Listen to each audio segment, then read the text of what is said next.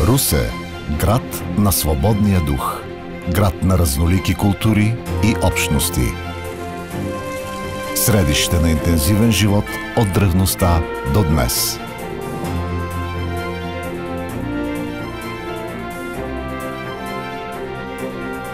Мястото винаги е било важен кръстопът по суша и по вода. Открили са го още траките, а по-късно и римляните.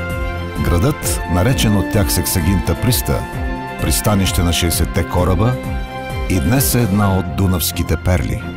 Най-големият български град на река Дунав.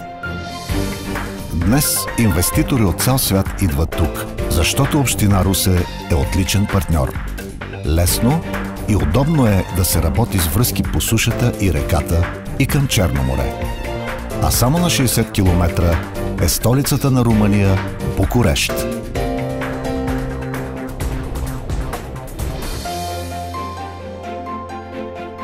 Русе е град на младостта.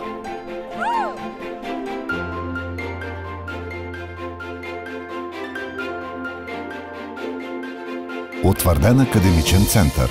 Хиляди млади хора всяка година завършват един от най-престижните университети на България – Русенския Ангел Кънчев. Русе е град на културата и изкуствата. Родно място на единствения Нобелов лауреат с български корени Елиас Канети.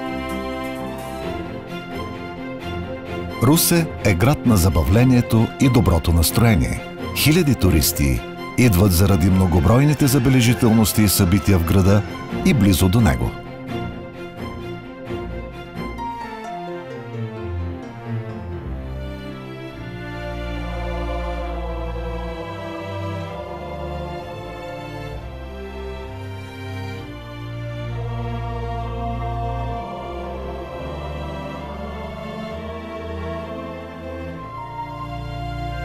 Едно от най-приятните неща е общуването с неповторимата дунавска природа.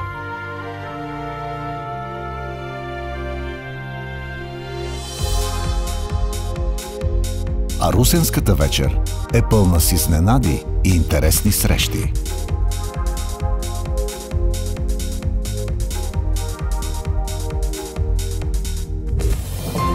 През Русе в 19 и началото на 20 век в България навлизат европейските ценности и идеи. Емблема на града е прекрасната му архитектура от онова време. Съчетание от барок, модерн, неокласицизъм и сецесион. Лицето на един съвременен, европейски град. Град на свободния дух.